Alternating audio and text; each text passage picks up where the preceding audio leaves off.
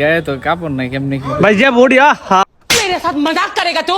আজকে কামালের বার্থডে। আজকে সামনেই ছিল ভাজাপুরির দোকান। লোভ সামলাতে না পেরে চলে আসলাম খেতে। আসসালামু আলাইকুম। বিকালে দুইজন বের হয়ে পড়লাম ঘোরাঘুরি করার জন্য, কারণ বিকালে ঘোরাঘুরি না করলে ভালো লাগে না। নামা বাজারে এসে পেয়ে গেলাম বাদামের দোকান, যেখানে বিভিন্ন ধরনের বাদাম, বুট, সিমের বিচি ভেজে বিক্রি করতেছে। আমরা 20 টাকার সিমের বিচি নিয়ে নিলাম কোনো জায়গায় গিয়ে বসে খাওয়ার জন্য। এটা হচ্ছে আমাদের কালিয়াচাপড়া বাজার, যেটাকে আমরা নামা বাজার বলে থাকি। রাস্তায় একটা গাড়ি দেখে সোহেল বলতেছে যে বিয়ার পরে শ্বশুর বাড়িতে এমন একটা গাড়ি যৌতুক হিসেবে লইব। পরে আমি কইতাছি বিয়ানি করতে পারো এই চিন্তা করো, যে যুগ ফুরছে। সোহেল কইতাছে যে ঠিকই কইছো, কারণ 6 এর মেয়েরাও এখন প্রেম করে, খালি আমরাই প্রেম করতে পারি না। পরে বড় ভাইদের সাথে আইসা মজা করা শুরু করে দিছি। ভাই ভাই কিছু কইবা নাকি? আজকে কামালের বার্থডে। আজকে সকলকে দাওয়াত।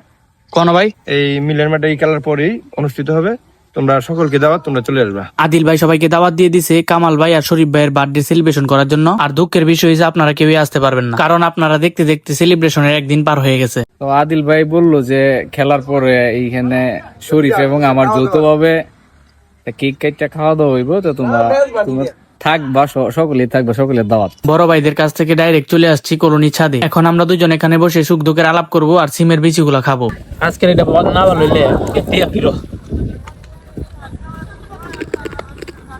সিমের বিচি মোয়া দেওয়ার পরে কি শব্দ হয়েছে আপনারা তো শুনছেনই, খালি কর্মর করতেছে। বাজারে আস্তে আস্তে সন্ধ্যা হয়ে গেছে আর সামনে পড়ে গেছে চিতল পিঠা। পরে আলু আর চাপা ভর্তা দিয়ে দুজনে খেয়ে ফেললাম। সামনেই ছিল ভাজাপুরির দোকান। লোভ সামলাতে না পেরে চলে আসলাম খেতে। এসে নিয়ে নিলাম পুরি আর বড়া, সাথে সালাদ নিয়ে সবগুলি ফিনিশ করে দিলাম। আজকের ভিডিওটা এখানে শেষ করতেছি। সবাই ভালো থাকবেন, সবাইকে আল্লাহ হাফেজ।